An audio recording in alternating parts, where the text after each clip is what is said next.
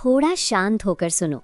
ये सिर्फ एक केस नहीं है, ये कहानी है उस दिन की जब कॉन्स्टिट्यूशन को पूछा गया, तुम ज्यादा पावरफुल हो या पार्लियामेंट। 1970s का टाइम था। केरला में एक मठ था जिसके हेड थे स्वामी केशवानंदा भारती। गवर्नमेंट ने लैंड रिफॉर्म लॉ बनाया और उस मठ की काफ़ी ज़मीन ले ली। स्वामी जी ने कहा, रिफॉर्म ठीक है, पर मेरी फंडामेंटल राइट्स का क्या?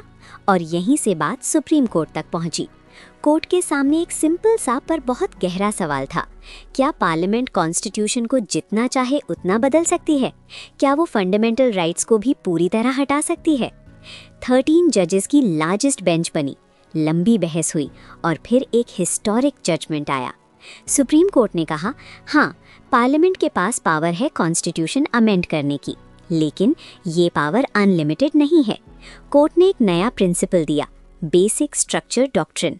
इसका मतलब ये था कि कॉन्स्टिट्यूशन का एक बेसिक फ्रेमवर्क होता है, उसकी स्पिरिट, उसकी सोल, जिसे कोई भी गवर्नमेंट डिस्ट्रॉय नहीं कर सकती। जैसे कॉन्स्टिट्यूशन की supremacy, rule of law, democracy, secularism, separation of powers, judicial review.